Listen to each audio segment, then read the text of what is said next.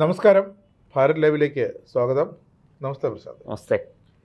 പാകിസ്ഥാൻ എന്ന അയൽ രാജ്യം രണ്ടായി പിളർന്നിരിക്കുന്നെന്ന് ഞെട്ടിക്കുന്നൊരു വാർത്തയാണ് ഇപ്പോൾ പറയാനുള്ളത്. അതെ, വിശദാംശങ്ങൾ പിറകെ വരുന്നുണ്ട്. പക്ഷേ 2 ദിവസമായിട്ട് അവിടുത്തെ സോഷ്യൽ മീഡിയ, നമ്മൾ ഇവിടുത്തെ പോലെ തുകട സോഷ്യൽ മീഡിയയിലൊക്കെ വാർത്ത വരുന്നുണ്ട്. പാകിസ്ഥാൻ വിഭജിച്ചു, ഇവിടെയും വന്നു. അതെ. പക്ഷേ ഇപ്പോഴാണ് മുഖ്യധാര മാധ്യമങ്ങളൊക്കെ അത് ധൈര്യപൂർവ്വം എടുത്ത വാർത്ത. കാരണം എത്രത്തോളം സത്യാവസ്ഥയുണ്ടെന്ന് അറിയാനായിട്ട് അയൽ രാജ്യമായിട്ട് കൂടി പാകിസ്ഥാനിലൊരു വിവരം കൺഫേം ചെയ്യാനായിട്ട് നമുക്ക് സമയമെടുത്തു. കാരണം അത് ന്യൂഡൽഹി കൺഫേം ചെയ്യണം. ന്യൂഡൽഹിയിലെ ഔദ്യോഗിക സോഴ്സുകൾ യെസ് എന്നോ നോ എന്നോ പറയണം. അതെ അതെ, യെസ് എന്ന് പറഞ്ഞാൽ പിളർന്നു, നോ എന്ന് പറഞ്ഞാൽ പിളരാൻ പോകുന്നു. അതാണ് അവിടുത്തെ അവസ്ഥ. പക്ഷേ ഇതിൽ രണ്ടായാലും പിളർപ്പ് അനിവാര്യമാണ്. നെടുകെ പിളരുമോ കുറുകെ പിളരുമോ അതോ കോൺ വഴി പിളരുമോ എന്നുള്ളത് മാത്രം അറിഞ്ഞാൽ മതി. ഒന്നിലധികം പിളർപ്പ് സംഭവിക്കും ഉണ്ട്. പക്ഷേ ഇതിപ്പോൾ ഏറ്റവും നിർണായകമായൊരു വാർത്തയാണ്.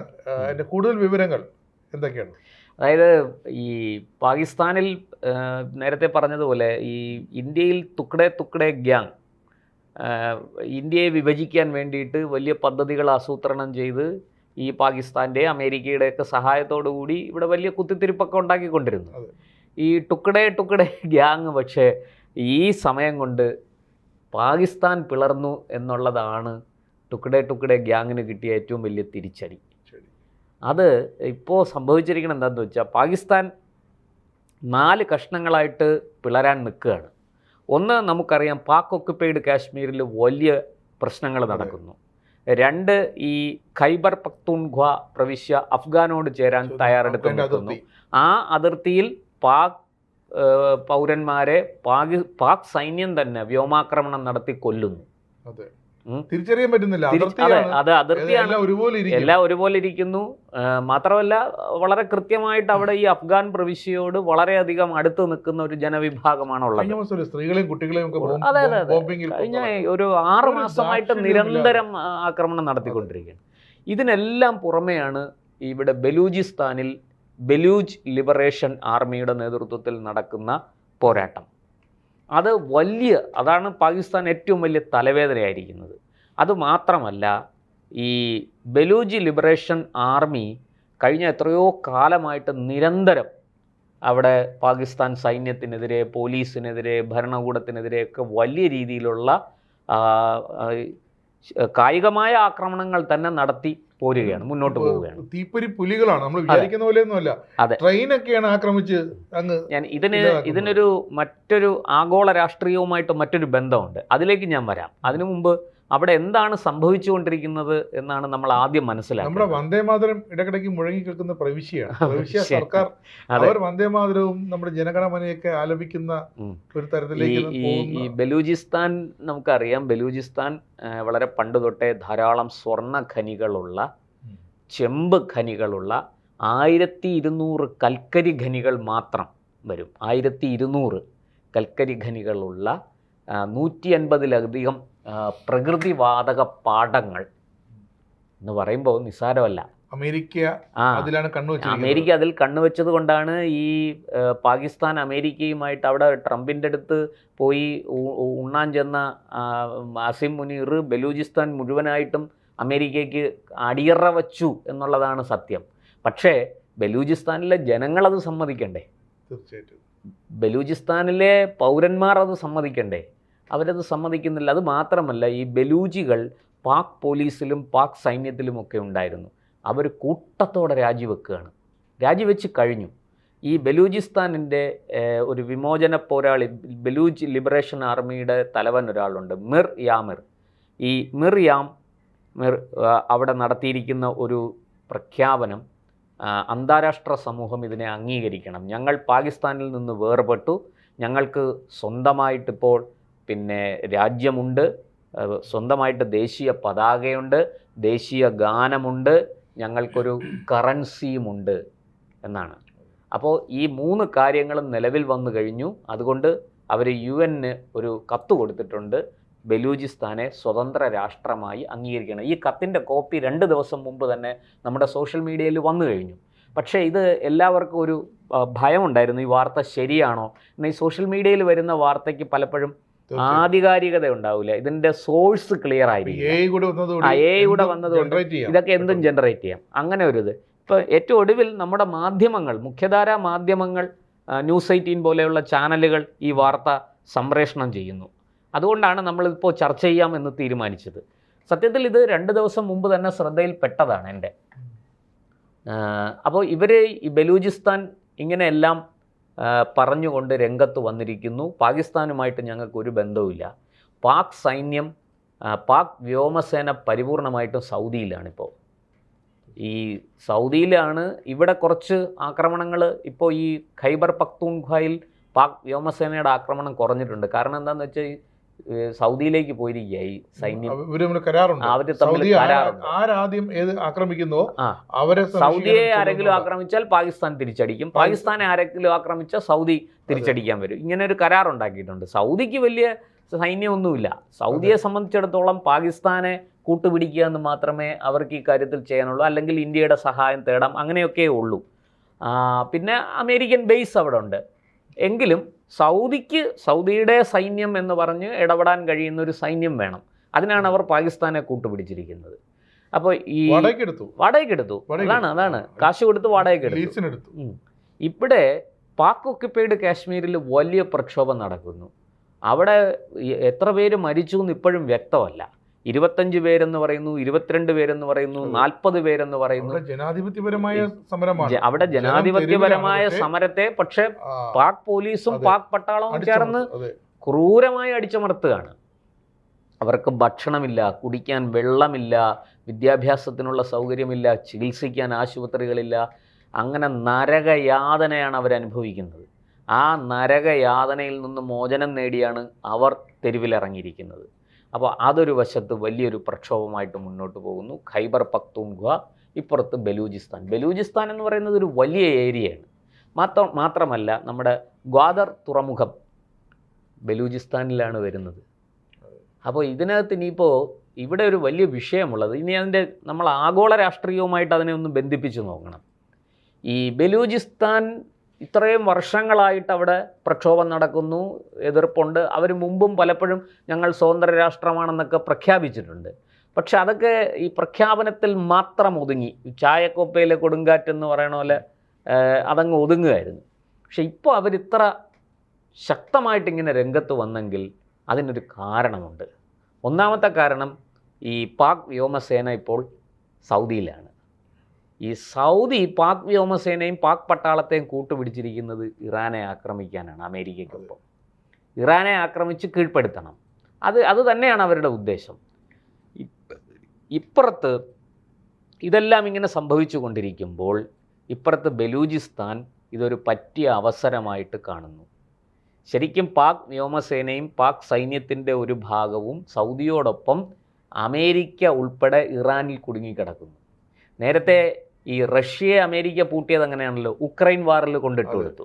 അതിന് ഉക്രൈനെ പ്രോത്സാഹിപ്പിച്ച് കളത്തിലിറക്കി ആയുധം കൊടുത്ത് ജോ ബൈഡൻ്റെ നേതൃത്വത്തിൽ വലിയ പിന്തുണയൊക്കെ കൊടുത്ത് ഉക്രൈനെ കളത്തിലിറക്കിയപ്പോൾ അവിടെ റഷ്യ അതിനകത്ത് പെട്ടു.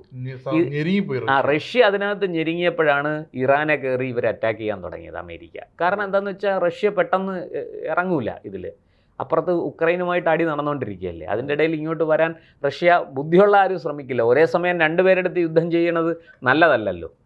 അതുകൊണ്ട് റഷ്യ അവരുടെ ഈ ഉക്രൈനുമായിട്ടുള്ള ഇഷ്യൂസിനകത്ത് കുടുങ്ങി. തിരിച്ച് അതുപോലെ തന്നെ അമേരിക്ക ഇറാനുമായിട്ടുള്ള ഇഷ്യൂസിൽ കുടുങ്ങിയിരിക്കുകയാണ്. ഇറാനെ എങ്ങനെയെങ്കിലും തകർത്ത് തരിപ്പണമാക്കി ഇറാൻ പിടിച്ചെടുക്കണം. അതാണ് അമേരിക്കയുടെ. അത് ആത്യന്തികമായിട്ട് ഇറാൻ ആണവായുധം ഉണ്ടാക്കുന്നു എന്നുള്ളതാണ് വിഷയം. അത് ഇസ്രായേൽ മുന്നോട്ട് വെക്കുന്ന കാര്യങ്ങളൊക്കെ ശരിയാണ്. പക്ഷേ ഇത് ഇന്ത്യയെ സംബന്ധിച്ചിടത്തോളം, ബലൂചിസ്ഥാനെ സംബന്ധിച്ചിടത്തോളം ഇത് ഗുണകരമായൊരു സമയമാണ്. കാരണം അമേരിക്ക പാകിസ്ഥാനെ സഹായിക്കാൻ വരില്ല. അമേരിക്ക അവിടെ ഇറാൻ്റെ ഇതിൽ കുടുങ്ങിക്കിടക്കുകയാണ്. നേരത്തെ റഷ്യയുടെ കാര്യത്തിൽ സംഭവിച്ചതുപോലെ തന്നെ ഒരേ സമയം 2 ശത്രുക്കളെ നേരിടാൻ തയ്യാറായിട്ട് വരില്ല. ഇനി ചൈന ഇതിനെ സംബന്ധിച്ച് ഒരക്ഷരം മിണ്ടുന്നില്ല. കാരണം ചൈനയ്ക്ക് ഈ കോറിഡോർ ശരിയായാൽ മതി. ഈ China Pakistan economic corridor CPEC, അത് ചൈനയ്ക്ക് അത് കൃത്യമായിട്ട് നടക്കണം. കാരണം അവരുടെ സാധനങ്ങൾ ഈ കപ്പലിൽ കയറ്റാനായിട്ട് ഗ്വാദർ തുറമുഖത്തേക്ക് കൊണ്ടുവരാൻ എത്തിക്കണം. ചൈനയ്ക്ക് കോറിഡോറുണ്ട്, ഈ പാകിസ്ഥാനിൽ കൂടെ കടന്നു പോകുന്ന ഒരു വലിയ കോറിഡോറുണ്ട്. അതെ. ആ ട്രേഡ് കോറിഡോർ ചൈനയെ സംബന്ധിച്ചിടത്തോളം നിലനിന്നാൽ മതി. അത് ബലൂചിസ്ഥാൻ അംഗീകരിക്കും എന്നാണ് ചൈനയുടെ പ്രതീക്ഷ. ചൈനയുമായിട്ട് ഒരു ഏറ്റുമുട്ടലിന് പോകാതിരിക്കാനാണ് ബലൂചിസ്ഥാനും താല്പര്യം. കാരണം വെറുതെ എന്തിനാണ് നമ്മളൊരു ചൈനയ്ക്കും താല്പര്യം കാണും ബലൂചിസ്ഥാനിൽ, കാരണം ബലൂചിസ്ഥാൻ വളരെ അകലെ കിടക്കുകയാണ്. പക്ഷേ ഈ കോറിഡോറിലൂടെ വരുമ്പോൾ അവർക്ക് എത്രയെങ്കിലും കിലോമീറ്റർ ചുറ്റാതെ നേരെ വന്ന് കടലിലേക്ക് വരാം, തുറമുഖത്തേക്ക് വരാം, ചരക്ക് നീക്കം സാധ്യമാകും. അതൊരു വിഷയം. ഇന്ത്യയെ സംബന്ധിച്ചിടത്തോളം സുവർണാവസരമാണ്. ബലൂചിസ്ഥാൻ ഇങ്ങനെ സ്വാതന്ത്ര്യം നേടിക്കഴിഞ്ഞാൽ ഈ ഗ്വാദർ തുറമുഖത്തിൻ്റെ കൺട്രോള് ഇന്ത്യയിലേക്ക് വരും. ഇപ്പം ചബഹാർ തുറമുഖമൊക്കെ നമ്മൾ നിർമ്മിച്ചു കൊടുത്ത് നമ്മൾ കൈകാര്യം ചെയ്യുന്നത് പോലെ ഗ്വാദർ തുറമുഖത്തിൻ്റെ കൺട്രോളും ബലൂചിസ്ഥാൻ ഇന്ത്യയിലേക്ക് കൊണ്ടുവരാൻ, ഇന്ത്യക്ക് തരാൻ തയ്യാറാവും. കാരണം ബലൂചിസ്ഥാനെ സംബന്ധിച്ചിടത്തോളം അപ്പുറത്ത് ഇറാനും ഇപ്പുറത്ത് പാകിസ്ഥാനുമാണ്. പിന്നെ അത് കഴിഞ്ഞാൽ അവർക്ക് ഏറ്റവും അടുത്ത സഹായി എന്ന് പറയുന്നത് ഇന്ത്യ മാത്രമേ ഉള്ളൂ. അതുകൊണ്ട് അവർ ഇന്ത്യയുമായിട്ട് എപ്പോഴും ഒരു നല്ല ബന്ധത്തിന് ശ്രമിക്കും, അത് നിലനിൽക്കും. കാരണം അത് ആവശ്യം അവരുടേതാണ് ഇന്ത്യയേക്കാൾ കൂടുതൽ. രണ്ടാമത്തത്, പാക് ഒക്യുപ്പൈഡ് കാശ്മീരിൽ വലിയ തലവേദന സൃഷ്ടിക്കപ്പെട്ടുകൊണ്ടിരിക്കുകയാണ് പാകിസ്ഥാൻ. ഈ പാക് ഒക്യുപ്പൈഡ് കാശ്മീർ മോചിപ്പിക്കാനും അതിനെ ഒരു കേന്ദ്രഭരണ പ്രദേശം പോലെയെങ്കിലും ആക്കി നിലനിർത്താനും ഇന്ത്യക്ക് താല്പര്യമുണ്ടാവും. ഇന്ത്യൻ നയതന്ത്രം ആ തരത്തിൽ ചിന്തിക്കാൻ സാധ്യതയുണ്ട്, നമ്മുടെ ലഡാക്ക് പോലെ. അപ്പോൾ എത്രയെങ്കിലും വർഷം അതിനുവേണ്ടി, ഇപ്പോൾ ലഡാക്കിൽ 371 എന്ന് പറഞ്ഞൊരു ആർട്ടിക്കിൾ കൊണ്ടുവരുന്നതിനെക്കുറിച്ച് കേന്ദ്ര സർക്കാർ ചിന്തിക്കുന്നു എന്നൊക്കെ വാർത്തകൾ കാണുന്നുണ്ട്. നമ്മൾ സോഷ്യൽ മീഡിയയിലൊക്കെ അതിൻ്റെ ചർച്ചകൾ കാണുന്നുണ്ട്. അതുപോലെ പാക് ഒക്യുപ്പൈഡ് കാശ്മീരിന് വേണ്ടിയിട്ട് ഒരു കേന്ദ്രഭരണ പ്രദേശമാക്കി മാറ്റി അവിടുത്തെ ഭരണം കുറേ വർഷങ്ങൾ തുടരാൻ സാധ്യതയുണ്ട്. അതിനെ ഒരു നമ്മുടെ രാജ്യത്തിൻ്റെ നിയമങ്ങളുമായിട്ട് ചേർത്ത് കൊണ്ടുവന്നതിന് ശേഷം മാത്രമേ അതിനെ ഈ കാശ്മീരിനോട് സംസ്ഥാന പദവിയുള്ള ജമ്മു കാശ്മീരിനോടൊപ്പം ചേരാൻ അനുവദിക്കുകയുള്ളൂ. അപ്പോൾ അതൊക്കെ നമ്മുടെ രാജ്യ സുരക്ഷയുമായി ബന്ധപ്പെട്ട കാര്യങ്ങളാണ്. നമുക്കിങ്ങനെ ചില അഭിപ്രായങ്ങൾ പറയാമെന്നേ ഉള്ളൂ, അതൊക്കെ ചില നിരീക്ഷണങ്ങൾ നടത്താമെന്നേ ഉള്ളൂ. അതൊക്കെ തീരുമാനിക്കേണ്ടത് സർക്കാർ തന്നെയാണ്. ഇനി അപ്പുറത്ത് ഈ ഖൈബർ പഖ്തൂൺഖ്വ പാകിസ്ഥാൻ്റെ ഈ അവസരം, ഇവിടെ പിന്നെ തെക്ക് ബലൂചിസ്ഥാൻ, കിഴക്ക് പാക് ഒക്യുപ്പൈഡ് കാശ്മീർ, എന്നാൽ വടക്ക് ഞങ്ങളും പോകുന്നു എന്ന് പറഞ്ഞ് അഫ്ഗാനൊപ്പം പോയാൽ എന്ത് ചെയ്യും? അപ്പോൾ പാകിസ്ഥാൻ ഈ സിന്ധ്, പഞ്ചാബ് തുടങ്ങിയ പ്രവിശ്യകൾ ചേർന്നുകൊണ്ട് ഒരു ചെറിയ ഒരു പ്രദേശമായിട്ട് മാത്രം ഒതുങ്ങേണ്ടി വരും എന്നുള്ളതാണ്. ഇനി അവിടെ ഈ പറഞ്ഞതുപോലെ ചൈനയാണെങ്കിൽ ഇതുവഴി കടന്നു പോകുന്ന ഒരു കോറിഡോർ ഉണ്ടാക്കിയിട്ടുണ്ട്. ചൈനയെ പിണക്കാൻ പറ്റില്ല, അടച്ചു പൂട്ടാനും പറ്റില്ല. ചൈന അതെ വലിയ രീതിയിൽ പണം കൊടുത്തിട്ടുണ്ട്. അതിൻ്റെ നിർമ്മാണം ഇനിയും പൂർത്തിയാകാനുണ്ട്. എങ്കിലും ഇത് ബലൂചിസ്ഥാനിലാണ് കൂടുതലും പ്രശ്നം നിൽക്കുന്നത്. അവിടെ ഈ പോരാട്ടമൊക്കെ നടക്കുന്നതുകൊണ്ട് ബലൂചിസ്ഥാനികൾ ചൈനക്കാരായ ഉദ്യോഗസ്ഥന്മാരെ ആക്രമിക്കുകയും കൊലപ്പെടുത്തുകയൊക്കെ ചെയ്ത സംഭവങ്ങളുണ്ട്. അപ്പോൾ അങ്ങനെയൊക്കെ നിൽക്കുന്ന ഒരു സാഹചര്യത്തിൽ പാകിസ്ഥാൻ സത്യത്തിൽ ഞെരുങ്ങിയിരിക്കുകയാണ്. വിചാരിച്ചതുപോലൊരു സഹായം ചൈനയിൽ നിന്നോ അമേരിക്കയിൽ നിന്നോ കിട്ടില്ല. അമേരിക്കയ്ക്ക് ഇറാൻ പ്രശ്നമുണ്ട്, ചൈനയ്ക്ക് വാണിജ്യമാണ് വിഷയം. ബലൂചിസ്ഥാനെ അതുകൊണ്ട് തന്നെ അറ്റാക്ക് ചെയ്യാൻ ചൈന, അതിനേക്കാൾ നല്ലത് ബലൂചിസ്ഥാനുമായിട്ട് പുതിയൊരു രാഷ്ട്രം വന്നോട്ടെ, പക്ഷെ ഞങ്ങളുമായിട്ട് സഹകരിക്കണം എന്ന് മാത്രമേ ഉള്ളൂ. അതാണ് ചൈനയുടെ കാശ് നഷ്ടപ്പെടാൻ നോക്കണം. അവർ ഇൻവെസ്റ്റ് ചെയ്തിരിക്കുന്ന കാശ്, അതെ, മാത്രമല്ല പദ്ധതി പൂർത്തിയാക്കണം. അപ്പോൾ അതിന് ഇപ്പോൾ അക്സായി ചിൻ ഉൾപ്പെടെയുള്ള പ്രദേശത്തൂടെ കടന്നു പോകുന്നതാണ് ഈ കോറിഡോർ. അതിന് ഇന്ത്യയോട് പിണങ്ങരുത്, ഇന്ത്യയുമായിട്ടും അഡ്ജസ്റ്റ് ചെയ്ത് പോകണം. ബലൂചിസ്ഥാനുമായിട്ട്, കാരണം തുറമുഖം അവരുടെ കയ്യിലായിരിക്കുന്നത്. അവിടെ ഈ പറഞ്ഞതുപോലെ ചരക്കെത്തിച്ചിട്ട് തുറമുഖത്ത് കൊണ്ടുവന്നത് കപ്പലിൽ കയറ്റാൻ പറ്റാതായാൽ എന്ത് ചെയ്യും? ഇത് കോടാനുകോടി ഡോളറിൻ്റെ കച്ചവടമല്ലേ. അപ്പോൾ അതൊക്കെ വലിയ വെല്ലുവിളികളാണ്. അതുകൊണ്ട് ചൈന നേരിട്ടൊരു ആക്രമണത്തിനോ ഒരു അടിപിടിക്കോ ഈ കാര്യത്തിൽ പോവില്ല എന്ന് നമുക്ക് കരുതാം. അപ്പുറത്ത് അഫ്ഗാൻ ഈ സമയവും സന്ദർഭവും നോക്കി വളരെ തന്ത്രപരമായിട്ട് ഖൈബർ പഖ്തൂൺഖ്വ പ്രവിശ്യയെ പിടിക്കാൻ തയ്യാറെടുത്തിരിക്കുകയാണ്. അവർ സ്വാതന്ത്ര്യ പോരാട്ടമൊക്കെയാണെന്ന് പറയുന്നുണ്ടെങ്കിലും സത്യത്തിൽ അത് അഫ്ഗാനിസ്ഥാനോട് ചേരാൻ വേണ്ടി നടത്തുന്ന പരിശ്രമം തന്നെയാണ്. നോക്കൂ, അപ്പോൾ ഇന്ത്യയെ പല കഷ്ണങ്ങളായിട്ട് വിഭജിക്കാൻ മിഷൻ 2047 ഒക്കെ ആസൂത്രണം ചെയ്ത പാകിസ്ഥാൻ 27 ആകുമ്പോഴേക്കും, ഇപ്പോൾ 26 ആയുള്ളൂ, 27 ആകുമ്പോഴേക്കും പാകിസ്ഥാൻ 4 കഷ്ണങ്ങളായിട്ട് പിളരുന്ന കാഴ്ചയാണ് നമ്മൾ കാണുന്നത്. അപ്പോൾ വളരെ തന്ത്രപരമായ, കാലാവസ്ഥ വളരെ അനുകൂലം, കാലം വളരെ അനുകൂലം. ഇത് നമ്മൾ പറയാറുണ്ടല്ലോ കാലത്തിൻ്റെ കാവ്യനീതി എന്നൊക്കെ, അതുപോലൊരു സംഭവമാണ് ഇത് നടക്കുന്നത്. ഇതുപോലെ ആയിരുന്നല്ലോ പണ്ട് ബംഗ്ലാദേശ് സൃഷ്ടിക്കപ്പെട്ടത്. ഈസ്റ്റ് പാകിസ്ഥാനെ കറക്റ്റ് സമയം നോക്കി അടിച്ചു. നമുക്ക് അതിൽ കുറച്ച് പിഴവുകളൊക്കെ പറ്റിയെങ്കിലും ഈ പറഞ്ഞതുപോലെ ബംഗ്ലാദേശ് എന്നൊരു പുതിയ രാഷ്ട്രത്തിന് ജന്മം കൊടുക്കാൻ അതിലൂടെ സാധിച്ചു 1971. സമാനമായ ഒരു സാഹചര്യം ഇപ്പോഴുണ്ട്. ഈ 2026 കാലത്ത് ബലൂചിസ്ഥാൻ്റെ വിമോചനം ഉറപ്പായാൽ അത് പാകിസ്ഥാനെ സംബന്ധിച്ചിടത്തോളം കനത്ത തിരിച്ചടിയാണ്. ഈ ലൈൻ ഓഫ് കൺട്രോളൊക്കെ മാറും. പാക് ഒക്യുപ്പൈഡ് കാശ്മീർ ഇന്ത്യയുടെ ഭാഗമായേക്കും. അവിടെ യഥാർത്ഥ നിയന്ത്രണ രേഖ അവിടെ വരികയും അതൊരു കേന്ദ്രഭരണ പ്രദേശമായി മാറുകയും ചെയ്യും. അതോടുകൂടി തന്നെ ഈ ടെററിസ്റ്റ് ലോഞ്ച് പാഡുകളുണ്ടല്ലോ, പാക് ഒക്യുപ്പൈഡ് കാശ്മീരിലാണ് ഈ ലോഞ്ച് പാഡുകളെല്ലാം, അവിടെ നിന്നാണ് പരിശീലനം പൂർത്തിയാക്കി ഭീകരരെ ഇങ്ങോട്ടേക്ക് നുഴഞ്ഞു കയറാൻ വിടുന്നത്. അതെല്ലാം ഇതോടുകൂടി അവസാനിക്കും എന്നേക്കുമായിട്ട്. ഇപ്പോൾ തന്നെ അവിടുത്തെ ജനങ്ങൾ ഇതിനൊട്ടും അനുകൂലമല്ല. ഇന്ത്യക്കെതിരായ നീക്കങ്ങൾക്ക് അവരൊട്ടും തന്നെ സഹകരിക്കുന്നില്ല, അവരനുകൂലമല്ല എന്നാണ് നമ്മൾ മനസ്സിലാക്കുന്നത്. അവർക്ക് സ്വാതന്ത്ര്യം വേണം. അവരതുകൊണ്ട് തന്നെ ഇന്ത്യയോട് ചേരാൻ ആഗ്രഹിക്കുന്നു. ഞങ്ങൾ കാശ്മീരികളാണ്, ഞങ്ങൾ കാശ്മീരിനൊപ്പം നിന്നുകൊള്ളാം എന്നുള്ളതാണ് അവരുടെ വാദം. അത് ഇന്ത്യ ഗവൺമെൻറ് അംഗീകരിക്കണം. അങ്ങനെ അംഗീകരിച്ച് ഇന്ത്യ ഗവൺമെൻറ് തീരുമാനിച്ചാൽ വലിയ പ്രയാസമൊന്നുമില്ല. കാരണം പാക് ഒക്യുപ്പൈഡ് കാശ്മീർ നമ്മുടേതാണ്, അത് നമ്മൾ തിരിച്ചു പിടിക്കുന്നു എന്നുള്ളതേ ഉള്ളൂ. എപ്പോൾ എന്നുള്ളതാണ് അവിടുത്തെ ചോദ്യം. അതിന് നമുക്കൊരു ഉത്തരം പറയാൻ കഴിയില്ല. അതിൻ്റെ ഉത്തരം കണ്ടെത്തേണ്ടത് ഇന്ത്യ ഗവൺമെൻറ്റാണ്, കേന്ദ്ര സർക്കാരാണ്. അതുകൊണ്ട് ഈ ഒരു സാഹചര്യത്തിൽ പാകിസ്ഥാൻ വലിയ പ്രതിസന്ധിയിലകപ്പെട്ടിരിക്കുന്നു. പിളർപ്പ് ഏതാണ്ട് പൂർണ്ണമാണെന്ന് തന്നെ പറയാം. ഇല്ലെങ്കിൽ നമ്മുടെ ഈ ചാനലുകൾ ഇപ്പോൾ ഈ വാർത്ത ഇങ്ങനെ ചർച്ചയ്ക്ക് ഇത് പുറത്തു വിടുകയോ അതിനെക്കുറിച്ച് ചർച്ച ചെയ്യുകയോ ചെയ്യില്ല. അത് ഒരു കാര്യം നമുക്ക് ഏതാണ്ട് ഉറപ്പിക്കാം. ബലൂചിസ്ഥാൻ്റെ പിളർപ്പ്, അനിവാര്യമായ പിളർപ്പ് സംഭവിച്ചിരിക്കുന്നു എന്ന് തന്നെ കരുതാം. ഇനി UN അവരെ അംഗീകരിക്കുന്നുണ്ടോ, അവരുടെ കറൻസിക്ക് എന്ത് മൂല്യം, അത് ഡോളറും ഇന്ത്യൻ റുപ്പിയും ഒക്കെ ആയിട്ട് എങ്ങനെയാണ് അതിൻ്റെ വിനിമയ നിരക്കുകൾ വരുന്നത് തുടങ്ങിയ ഒട്ടനവധി കാര്യങ്ങളുണ്ട്. അതൊക്കെ വഴിയെ സമീപഭാവിയിൽ തന്നെ അതിനെക്കുറിച്ചൊക്കെയുള്ള തീരുമാനങ്ങൾ ഉണ്ടായേക്കും.